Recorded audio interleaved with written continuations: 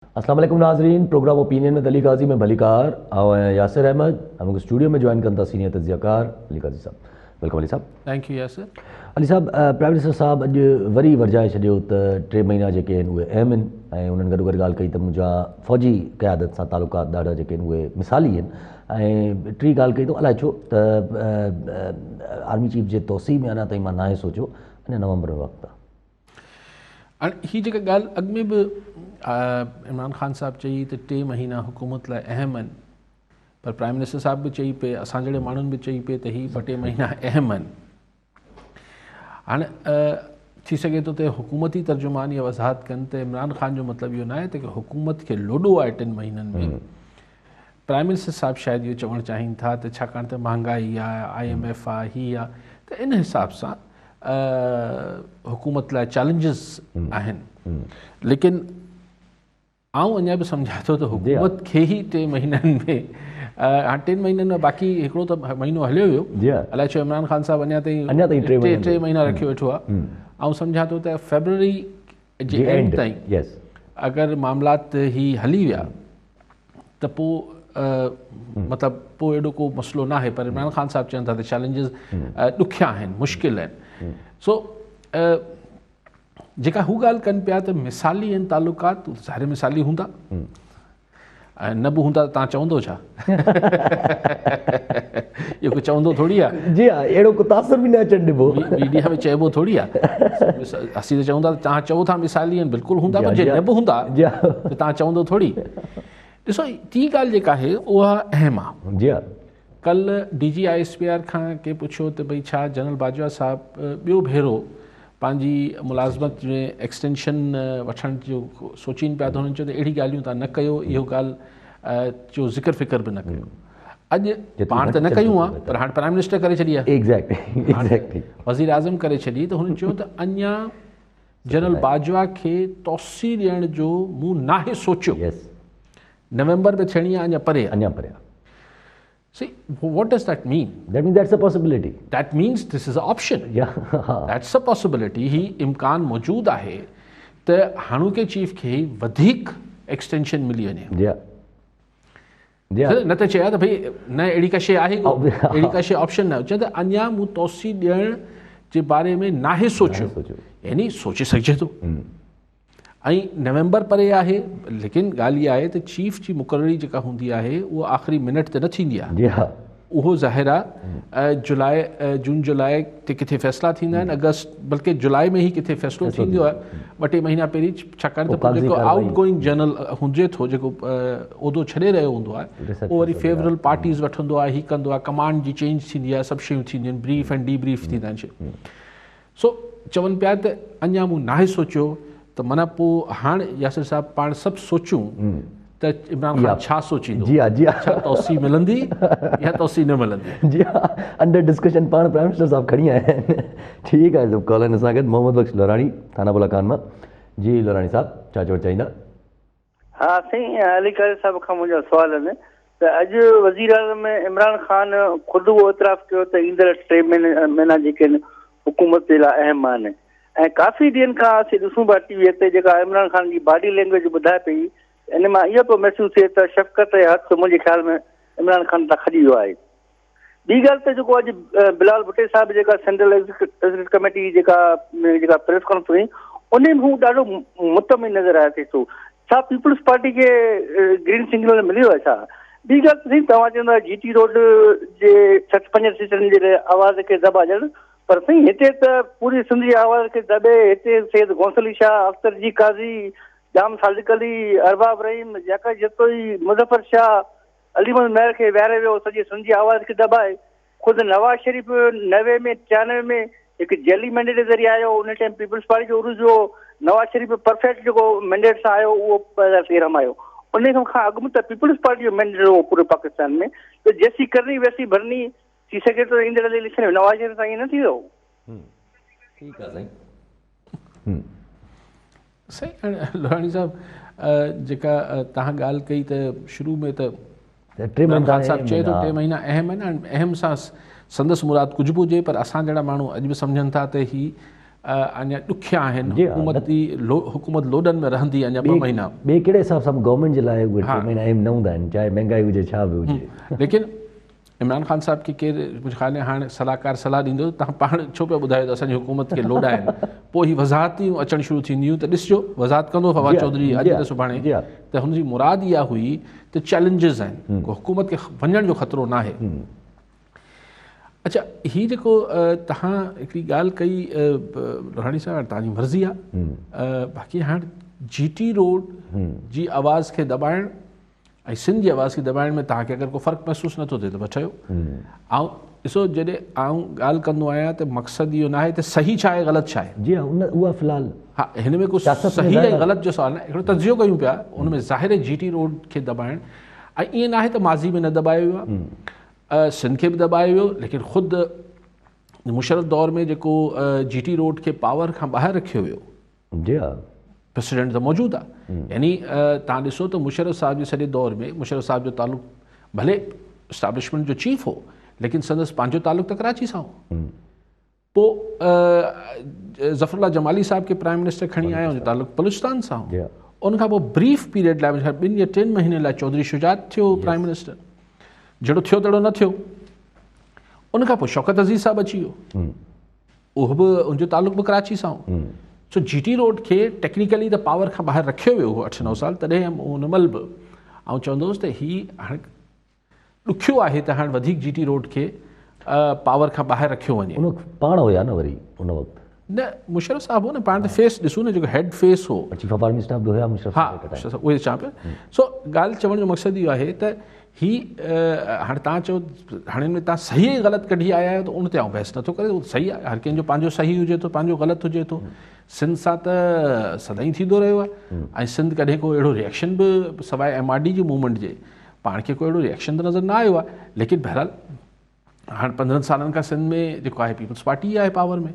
सो अच्छा, जेका साईं हिकिड़ी ॻाल्हि कई त छा पीपल्स उहो चई, छो जो GT रोड में पहिरियां त नून लीग न हुई, पहिरियां त इहो पीपल्स पार्टी जो वोट हुयो। साईं चवनि था त छा हाणे नून लीग सां ईअं थियणु वञे थो पियो? ॾुखियो लॻे थो मूंखे, ॾुखियो लॻे थो मूंखे, लेकिन बहरहाल नामुमकिन काई शइ न आहे। ऐं सभु गॾु साईं जे बहस बि कढियो, ज़िक्र कढियो त पीपल्स पार्टी जेका आहे उहा छा ग्रीन सिग्नल मिली वियो आहे, छो जहिड़े नमूने जी प्रेस कॉन्फ्रेंस कई आहे बिलावल ज़रदारी साहब, जेके ॻाल्हियूं कयूं आहिनि, छा मक़सदु आहे लॉन्ग मार्च? न, ॾिसो 27 फरवरी त चवनि था त शायदि लॉन्ग मार्च शुरू कंदा हितां कराची मां, ऐं कराची मां कंदा शायदि, हा, ऐं वञी इस्लामाबाद ताईं वेंदा। हाणे लॉन्ग मार्च खां पोइ इहो न कंहिं साफ़ ई पुछियो, न बिलावल साहब वज़ाहत कई त धरणो लॻंदो या छड़ो बसि लॉन्ग मार्च करे मोटी ईंदा।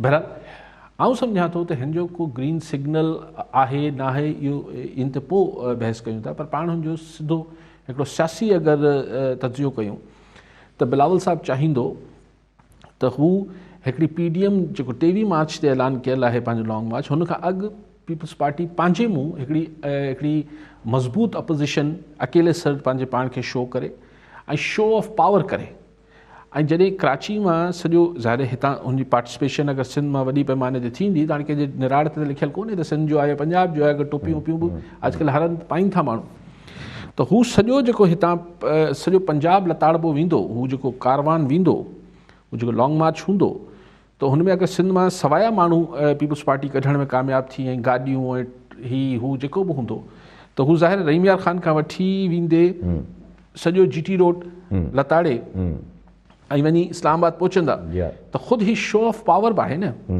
त पंजाब जे माण्हू ॾिसो, चइबो आहे पैसो पैसे खे छिकंदो आहे, आम चवणी आहे, ईअं माण्हू खे छिकंदो आहे। अगरि किथे 100 माण्हू जमा थियल हूंदा आहिनि, त 2 टे जेको पासे मां लंघी रहिया हूंदा, ॾिसी त छा थो थिए।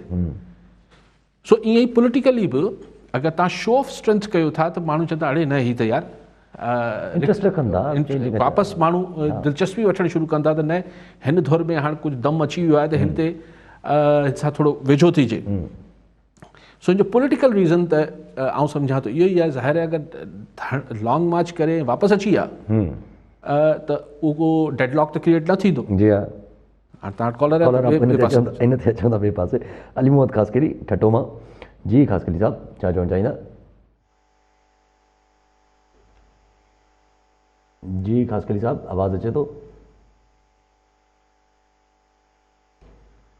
ख़ासकरी साहब ड्रॉप थी। सो हाणे सवाल इहो आहे त पीपल्स पार्टी खे सिग्नल ॾिसो हींअर आउं सम्झां थो त सिग्नल्स बिल्कुलु क्लियर आहिनि जेको वणे पियो त हर को जेको आहे उहो पंहिंजे मुंहुं जेको ज़ोर हणणो आहे पंहिंजी क़ाबिलियत बि ॾेखारियो, पंहिंजी सघ बि ॾेखारियो, पंहिंजी अहलियत बि ॾेखारियो ऐं पंहिंजी परफॉर्मेंस ॾेखारियो त भई तव्हां कुझु आहियो त तव्हांखे कंसिडर कयो वञे मुस्तक़बिल में कंहिं अहम मामले लाइ। सो ऐं पीपल्स पार्टी ज़ाहिर आहे हिकिड़ी पंहिंजे पाण खे वापसि पंजाब में रीइमर्ज करणु चाहे थी त रुॻो पंजाब में हिकिड़ो ॿ जलसो करण सां त कुझु कोन्ह थी वेंदो, शो ऑफ स्ट्रेंथ करणी पवंदी ऐं PDM ते बि प्रेशर क्रिएट थींदो त हू 23 मार्च वारो जलसो जेको हाणे हू ॿुॾतर में अची विया आहिनि त लोकल गवर्नमेंट बल्दियाती इलेक्शन्स आहिनि KP में पंजाब में त ॿुॾतर में अची वई आहे PDM त असीं इलेक्शन विढ़ूं या लॉन्ग मार्च कयूं, उन्हनि ते प्रेशर थींदो त भई अगरि पीपल्स पार्टी करे पई त इहो बि प्रेशर अची वेंदो। जी हा त अलाए केतिरी मोट वठी वञे अलाए छा वठी वञे उहो ई आहे। ठीकु आहे सभु कॉलर सां गॾु अली मोहम्मद ख़ासकरी ठटो मां। जी ख़ासकरी साहब छा चवणु चाहींदा? हा साईं, अॼु घारे में हिकिड़ो वाक़ियो थियो, ASI अलीगुल चांडियो साहिबु मारिजी वियो थाणे जे अंदरि। पहिरीं त पुलिस चयो त इहो पंहिंजो ख़ुदकुशी कई आहे, पर जॾहिं माइटनि जो प्रेशर आयो त बाबा कोड़ो मामिलो ई कोन्हे, का ॻाल्हि कोन्हे, त पोइ पुलिस चयो त न इहो हादसो थियो आहे। इतफ़ाक़नि में 3 गोलियूं राइफल जूं कीअं लॻी सघनि थियूं, इहो हिकिड़ो वाक़ियो आहे। ऐं उन खां अॻु में हैरत जी ॻाल्हि इहा आहे त इहो माण्हू अलीगुल चांडियो साहिबु 5 महीना अॻु में बाबड़ा में वाक़ियो थियो जंहिंमें 2 पुलिस एहलकार शहीद थी विया। उनजो ई फरियादी बि हो, अखीर नथो शाहिद बि हो। उनजो थाणे में ईअं मारिजी वञणु हिकिड़ी अफ़सोसनाक ॻाल्हि आहे। ऐं उन वाक़िए जी बाबड़ा वाक़ियो हिकिड़ो पुरस्कार वाक़ियो आहे जंहिंजी अञा ताईं जुडिशियल इंक्वायरी कोन्ह थी आहे। बिलावल साहिबु ऐलान कयो, चीफ मिनिस्टर साहिबु ऐलान कयो, पर का बि अदालती इंक्वायरी, का बि JIT, का बि अहिड़ी शइ कुझु बि कोन्ह थियो आहे। उनजो वरी शायद ऐं फरियादी जो ईअं मारिजी वञणु ऐं SSP पंहिंजी जॻह ते मौजूदु आहे, उनखे कोन्ह हटायो वियो। SHO मुमताज़ बुरोई घारो उहो पंहिंजी जॻह ते मौजूदु आहे, उनखे हटाए जुडिशियल इंक्वायरी कई वञे, IG सतह ते वॾी सतह ते का इंक्वायरी कई वञे, अहिड़ो कुझु बि कोन्ह थियो आहे। ईअं शहीदनि जा लाश था असां खणूं, इन ते कुझु थियणु खपे सर। ठीकु आहे मंगरू साहब, ख़ासकरी साहब ॿियो बि ॻाल्हाइनि। सादिक अमीन मंगरियो उमरकोट मां। जी मंगरू साहब छा चवणु चाहींदा? कॉल ड्रॉप थी। जी ख़ासकरी साहब, जी तव्हां चयो त हिनजी बिल्कुलु मतिलबु आला सतही जांच थियणु खपे।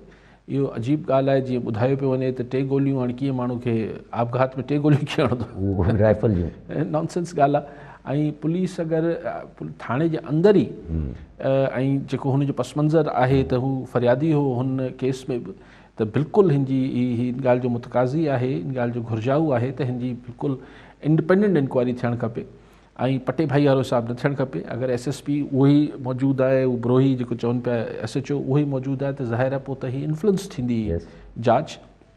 त या त DIG हैदराबाद या IG हिन खे की ॿी रेंज जे जेके साख रखंदड़ को ऑफिसर हुजनि उन्हनि खां इंक्वायरी करे, छाकाणि त जुडिशियल मजिस्ट्रेट जुडिशियल इंक्वायरी जो वरी मसइलो इहो थी वञे थो त हू हिकिड़ो जज साहिबु हुजे थो, उनखे अची जेको को बयानु ॾींदो त पोइ हू हुन वटि को ॿिया टूल्स नथा हुजनि। जॾहिं की पुलिस जॾहिं इंक्वायरी करे थी त कंहिंखे हिरासत में वठी सघे थी न। जी हा जी हा। ऐं पोइ हुन सां जेके सचियूं कराइबियूं आहिनि उहे बि थी सघनि था। सो आई थिंक के या FIA करे या को ॿियो यानी पुलिस मां ई पोइ को साख रखंदड़ ऑफिसर्स खां जी जांच थियणु खपे। जी हा जी हा, ज़रूरी आहे अहिड़ी शइ जी। सभु बिलावल साहिबु इहा अनाउंसमेंट करे विया त लॉन्ग मार्च जेको आहे उहो 27 फेबरवरी था, हुननि जो 23 मार्च ते अनाउंस थियल आहे, 27 फेबरवरी ते हिननि जो 23 मार्च हुननि जो अनाउंस थियल आहे। मरीना शरीफ़ अॼु प्रेस कॉन्फ्रेंस कनि पियूं। मरीना शरीफ़ जूं 2-3 ॻाल्हियूं त आयूं साम्हूं, जंहिंमें हुननि हिकु त इहा ॻाल्हि कई त असांखे का बि डील जी ज़रूरत न आहे, डील जी नवाज़ शरीफ़ खे ज़रूरत, डील हुननि जी ज़रूरत हूंदी आहे जंहिंखे आवाम जी सपोर्ट न हुजे। असांखे आवाम जी सपोर्ट आहे त असां रुॻो हिकिड़ी शर्त आहे असांजी, रुॻो फ्री एंड फेयर इलेक्शन, जेका हुन वार जाई आहे। ॿी हुननि ॻाल्हि कई त मूंखां माण्हुनि खे माफ़ी वठणु खपे, जहिड़ी तरीक़े सां मुंहिंजी हिकिड़ी प्राइवेट ऑडियो हिकिड़ी आउट थी आहे, इहे त मूंखां माफ़ी वठणु खपे बनिस्बत मूंखां अगरि सवाल कयो था तव्हां अहिड़ो क़िस्म जो त। ऐं टीं ॻाल्हि हुननि जेका मेन ॻाल्हि जेका त कंहिं हुन खां सवाल कयो त लॉन्ग मार्च जो अपोज़िशन जो छा मूड आहे, अपोज़िशन अनाउंस कयो आहे, छा थींदो या थियणु।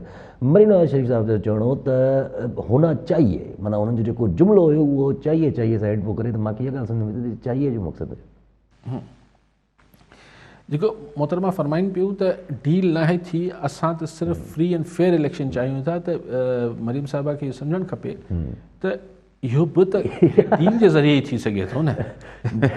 डील सां मुराद को सिर्फ़ु बुरी डील त न थींदी आहे, तमामु वॾी डिमांड आहे। मतिलबु ॻाल्हि इहा आहे त असां वटि फ्री एंड फेयर इलेक्शन बि को मामूली ख़्वाहिश त न आहे तव्हांजी, या थोरी सवाई ख्वाहिश आहे. सो इहा बि कंहिं अंडरस्टैंडिंग या डील या कंहिं नेगोसिएशन जे तहत ई तव्हांखे मिली सघे थी. ईअं घर वेठे त कोन मिलंदी. ख़ुदि मूंखे यादि आहे त जॾहिं मोहतरमा शहीद वापसि आहियूं जलावतनी मां, जेको मुशर्रफ जो आख़िरी ॾींहुं हुआ संदसि शहादत खां पहिरीं, त जेका असां सां कचहरी कई त उन में इहो ई चए पई त ठीकु आहे, हीउ NRO त पंहिंजी जाइ ते केसिस ख़तमु, पर मुंहिंजी जेका ख्वाहिश आहे हुन महिल एमरजेंसी लॻी चुकी 3 नवंबर वारी, जेको चौधरी इफ्तिखार जे करे मुशर्रफ लॻे, त फ्री एंड फेयर इलेक्शन थियनि. सो ॻाल्हि इहा आहे त जंहिं पॉलिटिकल फोर्स खे इहा मतिलबु जो कॉन्सेप्ट क्लियर हूंदो आहे त यार मूंखे माण्हू मूंसां गॾु आहिनि या मुंहिंजो वोट पैक मज़बूत आहे, उहो ई इहा डिमांड कंदो आहे. सो मरियम नवाज़ खे हींअर पक आहे त न पंजाब में अगरि फ्री एंड फेयर इलेक्शन थींदा त हू धोई लाहींदा ॿियनि खे. लेकिन इहा को नंढड़ी फरमाइश न आहे, असांजे मुल्क लाइ तमामु वॾी फरमाइश आहे त फ्री एंड फेयर इलेक्शन थियनि. उहो कंहिं अंडरस्टैंडिंग खां सवाइ मुमकिन न आहे. जेको इहे फरमाइनि पियूं त मुंहिंजी टेप लीक कंदड़ जेके आहिनि उहे माफ़ी घुरनि, उहो ठीकु आहे. ऐं इन ॻाल्हि सां इख़्तिलाफ़ु नथो कयां. कंहिंजी प्राइवेट कन्वर्सेशन तव्हां कीअं रिकॉर्ड करे सघो था ऐं करे वरी उनखे तव्हां लीक कयो था. मतिलबु इहो आख़िर मुल्क में को कानून आहे, को मामिलो आहे, इहो कीअं त पंहिंजे मुंहुं इहे शयूं ईअं प्राइवेट कीअं मामलात लीक थियनि था ऐं रिकॉर्ड छो था थियनि टू बिगिन विथ. लेकिन मोहतरमा खे बि इहा ॻाल्हि सम्झणु खपे त अगरि हुन महिल परवेज़ रशीद या पाण अगरि कंहिं सहाफ़ियनि लाइ गुथा लफ़्ज़ ॻाल्हाया त इहो त घटि में घटि हुनखे चवणु खपे आहे त हा इहो असांखे ईअं इहे लफ़्ज़ न ॻाल्हाइणु खपनि. जी या अहिड़े तरीक़े सां सफ़ा हिन ॻाल्हि खे चइजे त न उहो त छॾे ॾियो, उहो त असां जेको ॻाल्हायो न.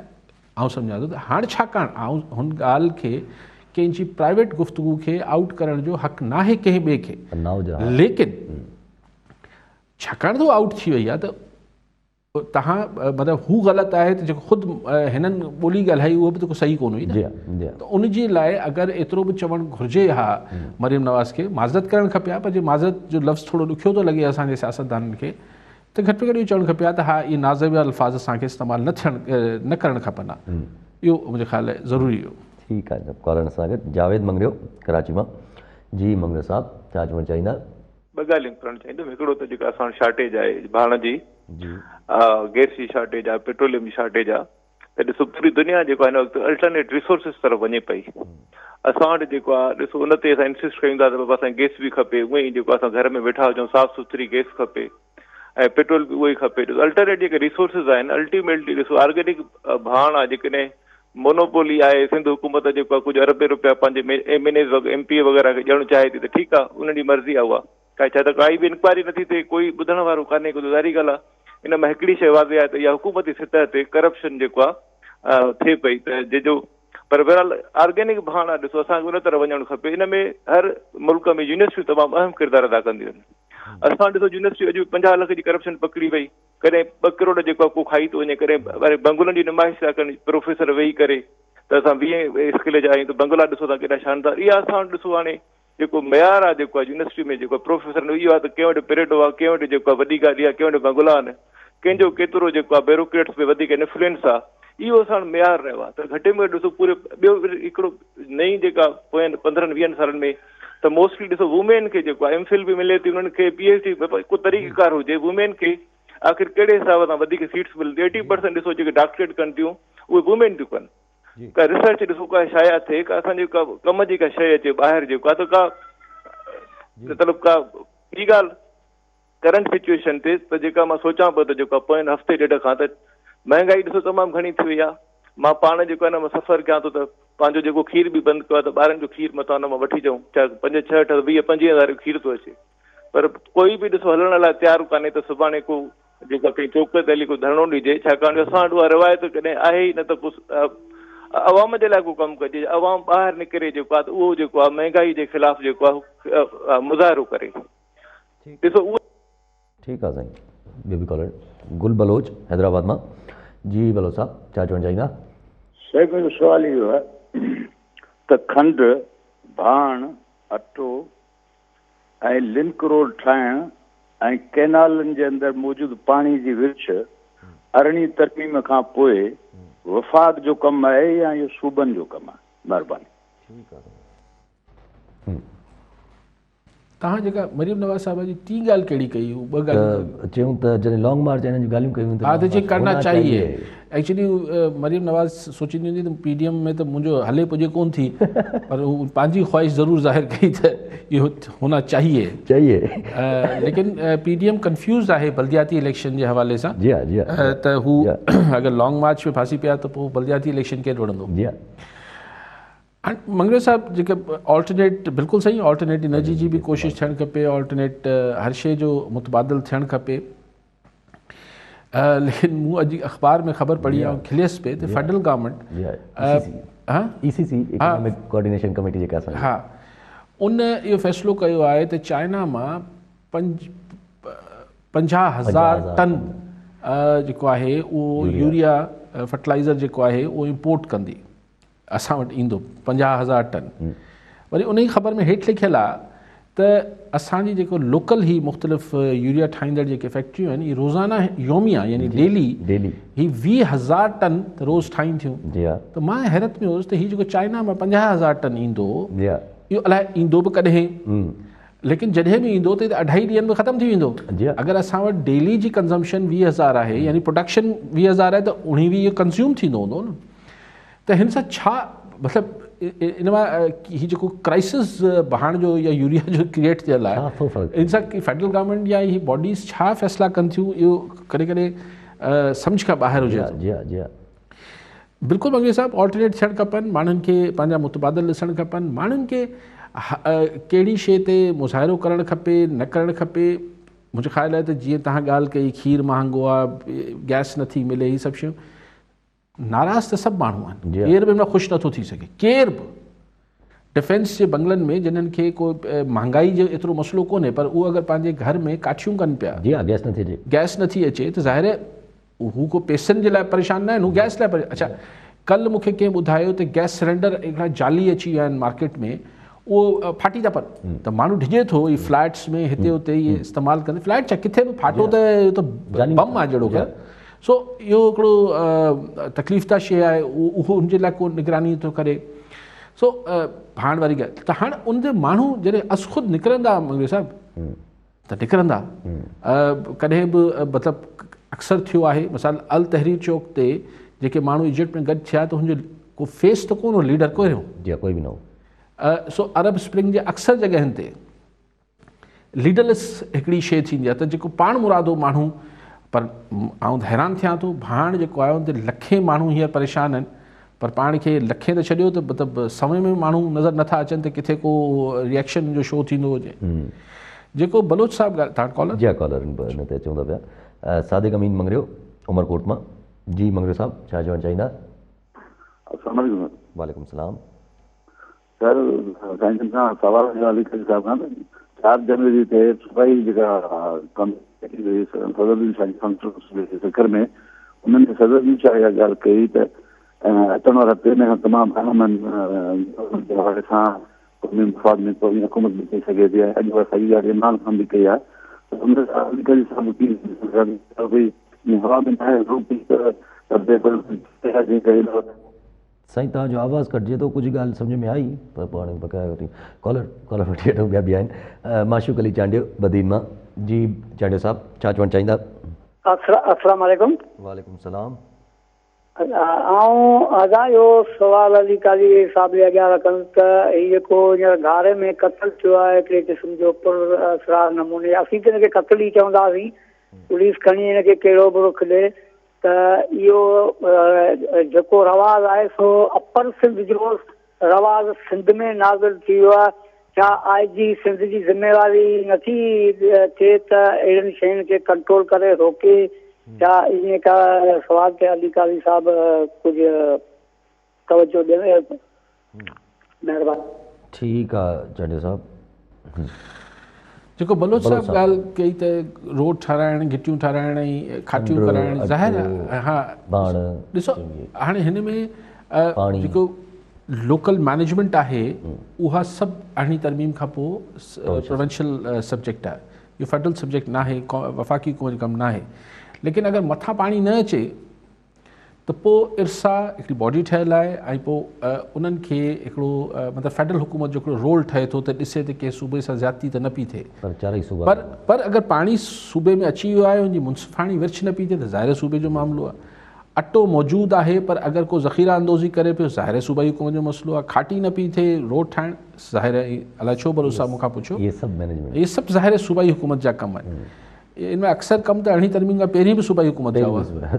वधि में फूड सिक्योरिटी खे मैनेज रखणु इहो वरी इहो हा त मतिलबु उहो पोइ सादिक अमीन मंगियो साहब सवाल कयो जेको सदरुद्दीन शाह जी जेका ॻाल्हि कनि, जेका ॻाल्हि सम्झ में आई मूंखे त सही, जेको सदरुद्दीन शाह साहिबु वारी ॻाल्हि ते कल्ह बि तफ़सील सां ॻाल्हायोसीं, हू क़ौमी हुकूमत जी ॻाल्हि कनि पिया, यानी इमरान ख़ान हुकूमत जी वञण जी हिकिड़ी सूरत बयानु कनि पिया, चवनि पिया इलेक्शन जो इम्कान न आहे पर अगरि थियो त पोइ क़ौमी हुकूमत जणंदी। हीअ जेको इमरान ख़ान साहिबु चए पियो, आउं सम्झां थो त सादो आहे ख़ान साहिबु, हू चई करे हरूभरू पंहिंजे हू चवणु इहो चाहींदो हूंदो, जेको हुनजो तर्जुमान वज़ाहत करे वठे हरूभरू आउं छो पियो बार बार वज़ाहत कयां, पर हुनजो मक़सदु इहो न हूंदो मुंहिंजी हुकूमत खे को लोॾो आहे, हू चवंदो हूंदो त बसि मूंखे चैलेंजिस तमामु घणा आहिनि। पोइ वरी फ़ोन कयो चांडियो साहिबु त साईं हाणे IG साहिबु नोटिस वठे के छॾियो यार चांडियो साहिबु केरु नोटिस थो वठे, पहिरीं असांजी निड़ी सुकी वेंदी त बाबा सिंध में अहिड़ा अफ़सर हुजनि जेको घटि में घटि सिंधी सम्झंदा हुजनि, ॿाराड़ी जे उन्हनि खे मामलनि सां टच में हुजनि, पोइ आहिनि न, पोइ अची वञनि था, पोइ जेके पटका ॿधिजनि था उहो पाण सभिनी जे साम्हूं आहे। त मूंखे अफ़सोस थिए थो ही अफ़सर सुभाणे रिटायर बि थियणा आहिनि, ठीकु आहे, रिटायर थींदा न, मूं त पंहिंजी अखियुनि सां ॾिठो आहे यासिर, सभिनी जी ॻाल्हि नथो कयां, अक्सर करे रिटायरमेंट खां पोइ तव्हां सां कचहरी कयो, ओए होए होए जी हा, तव्हांजो त हिन खां वॾो सिंध दोस्त ऐं वतन परस्त ताईं को माण्हू ॿियो नथो थी सघे। जी हा, ऑनेस्ट है न ऑनेस्टी जी ॻाल्हि त खैर फिकर, उहो त चलो हींअर बि चवंदा आहिनि ऑनेस्ट, लेकिन जेके सिंध पर बाबा कहिड़ी सिंध दोस्ती, तव्हां सिंध खे कहिड़ो रिलीफ ॾिनो, जी हा, इज्तमाही तरह तव्हां छा फ़ाइदो ॾिनो सिंध खे, टॉप पोज़ीशन्स ते वेही करे बि, जो माण्हू सुभाणे तव्हांजो नालो खणंदे यार फलाणो ख़ान हिते सेक्रेटरी हो, फलाणो IG हो, फलाणो त हुनजे करे असांखे वॾो को रिलीफ मिली वियो, सिंध खे वॾो को फ़ाइदो थियो, छा थिए थो, रुगो ॻाल्हियूं आहिनि। ऐं जंहिंखे पोस्टिंग नथी मिले पोइ वरी तव्हांजी ख़बरूं ॿुधो, जे पोस्टिंग ते अचनि था चवंदासीं असां त मुलाज़िमत आहे, मुलाज़िम छा था करे सघूं। जी हा, जी हा, ठीकु आहे। कॉलर असां गॾु ज़फ़र नक़वी हैदराबाद मां। जी नक़वी साहब क्या कहना चाहेंगे? मलिक काजी भाई, यासिर बेटा आप लोगों को सलाम हो। वालेकुम सलाम। यासिर आज एक मैंने वो एक न्यूज़ देखी है, सुना है कि आयशा मलिक साहिबा जो खातून है सुप्रीम कोर्ट की जस्टिस बन गई हैं, ये एक अच्छा अमल है, लेकिन दुख की बात ये है कि ये पेदरसरी माशरे में खवातीन को हम इंटेंशनली क्यों पीछे करते हैं। पूरा बार ने तो आज अपोज किया, पाकिस्तान के कई बार काउंसिल इसके मुखालफत में थी, जबकि खवातीन मैं ये समझता हूँ कि हमसे लड़कों से ज़्यादा इंटेलिजेंट और समझदार होती हैं बच्चियाँ। मेरी 2 बेटियाँ हैं, मेरी बेटी PhD है सिंध यूनिवर्सिटी में, असिस्टेंट प्रोफेसर है माशाल्लाह, उससे छोटी आयरलैंड से एलेम्बिक यूनिवर्सिटी से फारिग हो गया। ये बेटों से मैं समझता हूँ बेहतर है, तो लड़कियों को आगे और सिंध में हमें खास तौर पे इस पे थोड़ा सा रोशनी डालने के खवातीन के लिए कुछ राइट्स मिले सर। बहुत बहुत शुक्रिया अली काजी भाई। अच्छा, ये साईं जी ॻाल्हि साईं अगरि रखिजे त जस्टिस आयशा मलिक पहिरीं सुप्रीम कोर्ट जी जस्टिस थियणु वञनि थी पियूं एज़ अ वुमन, पर हाणे ॻाल्हि सम्झ नथी अचे शुड वी बी हैप्पी कि हिकिड़ी पहिरीं औरत पाकिस्तान जी सुप्रीम कोर्ट वञे थी, या असांखे थोरो हिन ते सैड थियणु ॾुखो इज़हार करणु खपे, छो जो सीनियरिटी वारो जेको प्रेसिडेंट हो उहो वरी बुलडोज़ कयो आहे। पर पहिरीं त आउं नक़वी साहब जी हिकिड़ी ॻाल्हि, नक़वी साहब जो हम लड़कों हैं, नक़वी साहब भी लड़के हो गए। नक़वी साहब, अच्छी बात है, इंसान को दिल जवान होना चाहिए, लेकिन लड़के तो हम अब नहीं रहे शायद। अज़रा मजाक कह रहा था। देखिए नक़वी साहब, बात यह है कि जो बार काउंसिल या जो लीगल फैकल्टी और वकील और ये सब मुखालफत कर रहे थे, वो इसलिए जस्टिस आयशा की नहीं मुखालफत कर रहे थे कि वो खातून है या वो कॉम्पिटेंट नहीं है। बहस ये थी कि जो सीनियरिटी का एक तयशुदा एक अमल है, एक उसूल बना हुआ है, उसकी खिलाफ वर्जी ना हो। तो जो बार वो कोई जेंडर का इशू नहीं है, वो कोई ये सवाल नहीं है कि खातून क्यों हो रही हैं और मर्द क्यों नहीं हो रहा है। سوال یہ پیدا ہو رہا ہے، جو وکیل حضرات اس کی مخالفت کر رہے ہیں، کہ وہ ہائی کورٹ کی جسٹس صاحبہ جو ہیں وہ سینیورٹی میں شاید چوتھے نمبر پہ، پانچویں نمبر پہ. تو اب یہ، لیکن اگر ہم جنرل گفتگو کریں، دیکھیں پھر میں یہ کہتا ہوں ذہانت، طاقت، اہلیت، سب چیزیں جو ہیں وہ کسی جنس سے جڑی ہوئی نہیں ہیں، جینڈر سے جڑا ہوا معاملہ نہیں ہے. بے تحاشا ذہین خواتین ہیں، بے تحاشا ذہین مرد ہیں. اب کسی زمانے میں کہا جاتا تھا کہ جی عورتیں بہت اچھا کھانا بناتی ہیں، لیکن اب آپ کو جو بڑے شیفز ملیں گے وہ مرد ہوتے ہیں. اسی طرح سے اب خواتین بہت سارے وہ کام کرتی ہیں جو مردوں سے بہتر کرتی ہیں. بڑی بڑی آرگنائزیشنز ہیں، ڈاکٹرز ہیں، سی ای اوز ہیں. مطلب اس کا جینڈر سے کوئی تعلق ہونا نہیں چاہیے، بلکہ یہ روش ختم ہونی چاہیے کہ ہمارے ہاں جو لڑکیوں کو یا عورتوں کو جو ہے وہ ایک عقلی حساب سے یا دوسرے حساب سے ان کو کمزور، اور میں تو کہتا ہوں کبھی کبھی مجھے محسوس ہوتا ہے کہ دوسرے درجے کی، نچلے درجے کی ایک مخلوق قرار دیا جاتا ہے. یہ بہت زیادتی ہے. اور میں کہتا ہوں جو عورتوں کو اس طرح کرتے ہیں ان کو اتنی شرم بھی نہیں آتی کہ اس دنیا میں آنے کا ذریعہ جو ہے وہ ایک عورت ہی ہے، وہ ماں ہے. ماں کے نام سے آخرت میں ہم اگر اپنے ایمان پہ بات کریں، آخرت میں ان کے نام سے اٹھائے جائیں گے. ان کے پیروں کے، کبھی سنا ہے کہ باپ کے پیروں کے نیچے جنت ہو؟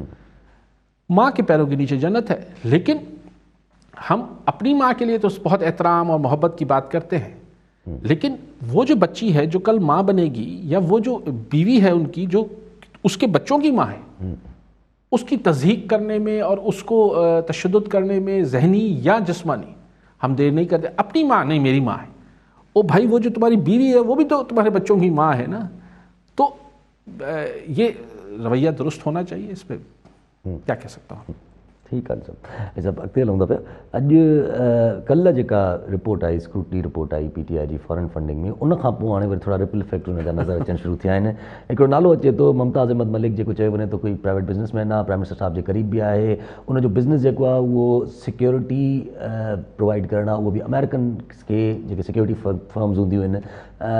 पर वरी इहो बि आयो आहे त उन फंडिंग कई हुई प्राइम मिनिस्टर साहब जी पार्टी खे, PTI खे. वरी पोइ बाद में हाणे वरी नई ख़बर ॿाहिरि आई आहे त नथिया गली में कोई लेविश रिज़ॉर्ट आहे जंहिंजो ठीको जेको आहे उहो इन्हनि साहब खे मिलियो आहे. ॾिसो, मूं तव्हांखे गुज़ारिश कई त हीउ जेको कमु 7 सालनि खां डिले थींदो, 6-7 साल थी विया आहिनि हीउ जेको फॉरेन फंडिंग जो केस आहे.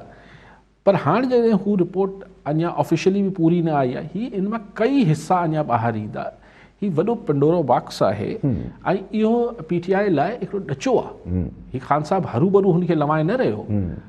हीउ अञा रिपोर्ट ऑफिशियली पधरी थींदी ऐं इलेक्शन कमीशन मजबूर थींदी. ॾिसो, स्क्रूटनी कमेटी जो त कमु सिर्फ़ु स्क्रूटनी करणो हो, को हिन जे ख़िलाफ़ सज़ा या जज़ा जो इख़्तियार न हो. पर इलेक्शन कमीशन हू रिपोर्ट खे ॾिसी करे किथे उछलाईंदी आहे. हाणे इलेक्शन कमीशन त हुनजे लाइ को न को जेको आहे तादीबी कार्रवाई जो हुकुम ॾियणो पवंदो. ऐं उहो सिटिंग गवर्नमेंट जी जेका रूलिंग पार्टी आहे. सो ही फॉरेन फंडिंग, ॾिसो नवाज़ लीग के भी होने चाहिए. इमरान खान चए थो हुनजा पीपल्स पार्टी मां अमूमन चवंदो बाबा हुननि खे फंडिंग करण जी ज़रूरत ई न आहे. अलाह जो ॾिनो पंहिंजो गंज अथनि नवाज़ लीग ऐं पीपल्स पार्टी आहे. हुनखे कहिड़ी ज़रूरत आहे अमेरिका में हितां हुतां पैसा कढी कंदा वठनि. अलाह जो ॾिनो सभु कुझु आहे. तव्हां त चओ था मोकिलींदा. हा, तव्हां त चओ था तूं ॿाहिरि मोकिलींदा. हुननि जी कहिड़ी फॉरेन फंडिंग थींदी. सो ॻाल्हि इहा आहे त हुननि वटि अलाह जो शुक्र आहे चंदन वंदन ते पार्टी कोन थी हले हिननि जी, नवाज़ लीग ऐं पीपल्स पार्टी. सो ॾचो आहे इमरान ख़ान लाइ. ऐं जेको चवंदो त भई मां त 1 रुपयो हेॾे होॾे नथो कयां, त 30-40 करोड़ जो त पहिरें हिसाब ॾेई न पियो मिले. अञा ॾिसूं ॿिया कहिड़ा हिसाब कहिड़ा निकिरंदा पिया. ठीकु आहे जनाब. कॉलर सां गॾु सिद्दीक़ सूमरो कराची मां. जी सूमरो साहब, छा चवणु चाहींदा? साईं, अर्ज़ु इहो आहे त TV चैनल्स ते ॾिसूं पिया त सुप्रीम कोर्ट जो चीफ जस्टिस साहब जेको सो थर जे दौरे ते अचे पियो, सफ़ाई सुथराई पिया थियनि, रोड पिया ठहनि, माशाल्लाह चङो ख़ासो कमु पियो थिए. मूंखे अफ़सोस इहो आहे त हेतिरनि सालनि खां उते तबाही अचे पई, उते नंढड़ा ॿार मरनि पिया, उते उनजो हाल बुरो आहे. उन वटि खुराक कान्हे का, उन वटि फीस कोन्हनि, इस्पतालूं ख़ाली आहिनि. असां वतूं ॿियनि जे लाइ विढ़ंदा त जेको सो तालिबान जेको सो हुकूमत संभाली अफ़गानिस्तान में हीउ बि कोन्हे को हीउ बि कोन्हे, असांजो काॾे विया आहिनि जेतिरा सुजाॻ माण्हू आहिनि उहे जो अखियूं छो न बंदि छो पियूं आहिनि, ऐं सॼी दुनिया खे असीं ॾिसूं था असांजा हितां जा जेके माण्हू सुजाॻ माण्हू आहिनि जेके बस वारा आहिनि उन्हनि जूं अखियूं छो थियूं, हेतिरनि सालनि खां ॿार मरनि पिया, अफ़सोस आहे साईं, इन जे बारे में तव्हांजो छा आहे? ठीकु आहे सुमर साहब, ॿियो बि डॉक्टर रियाज़ रंधावा पातली मां। जी डॉक्टर साहब छा चवणु चाहींदा?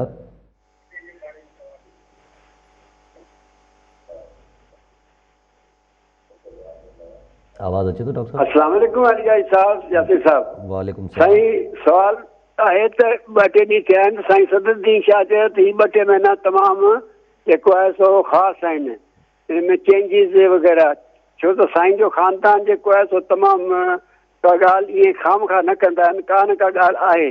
ॿियो त कुझु असीं में सम्झूं था उहो जो काफ़ी हिसो इमरान ख़ान खे टीवी ते ॾिसूं पिया, चहिरो त हाणे लॻे पियो त बदिली चहिरो मां, ऐं बाक़ी हिन जा जेके कमकार आहिनि उहे हिते रिज़ल्ट ऐं 20 ऐं 40 साल जी जेके हिन जा वोटर हुआ उहे बि मायूस थी विया आहिनि। हाणे अली साहब तव्हां ई तस्वीर कयो त अॻिते जे लाइ असांजे मुल्क जो छा थींदो, सिंध जो छा थींदो। असां सिंध जा नुमाइंदा त भाण में ई काबू लॻा पिया आहिनि, 70% अॻिते कणिक जो जेको अशर नशर थींदो, खंड ऐं चांहि पती कणिक जेकी खाइजी आहे उन जो अलाह ख़ैरु करे ऐं दुआ करियो ऐं थोरो तस्वीर कयो। ठीकु आहे रंधावा साहब।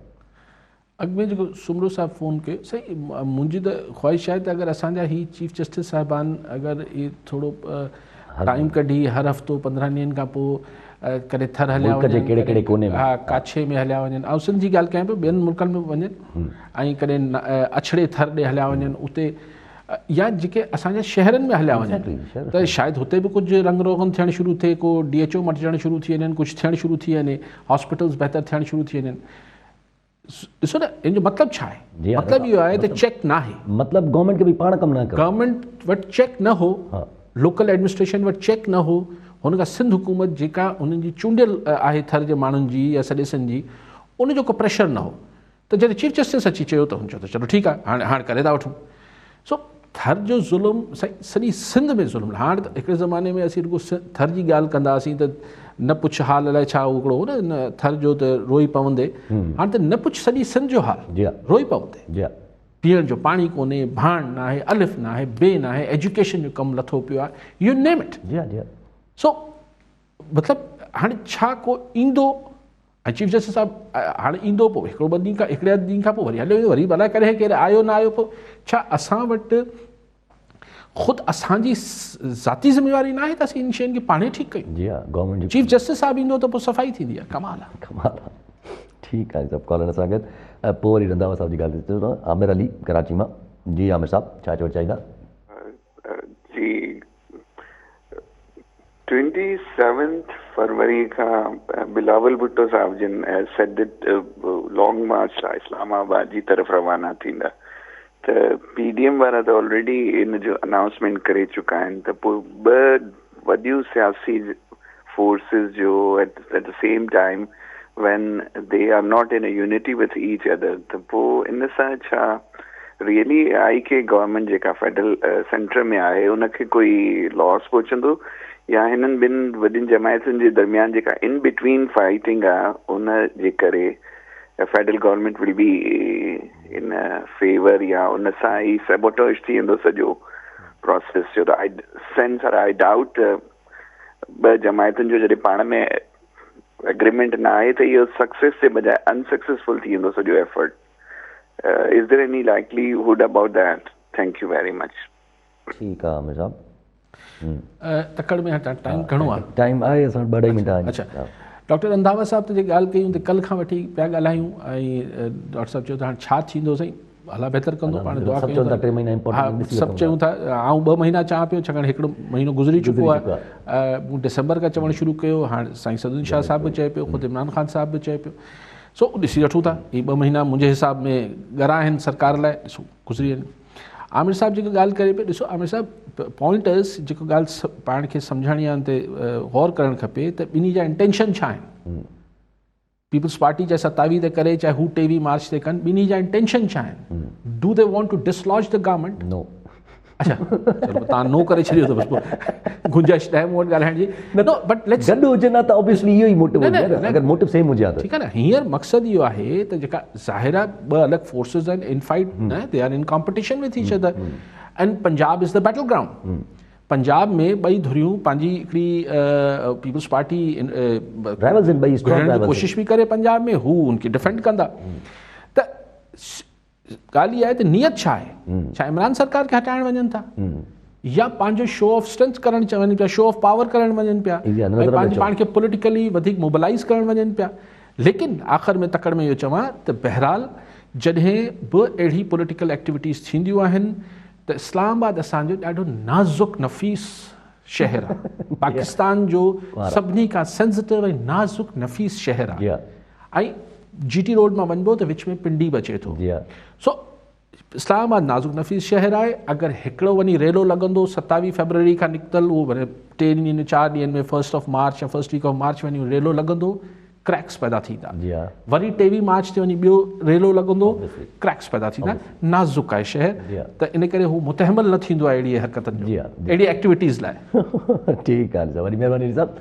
नाज़रीन, अॼु जे प्रोग्राम जो वक़्तु पूरो थियो, वरी मिलंदा ईंदड़ प्रोग्राम में। दुआ में।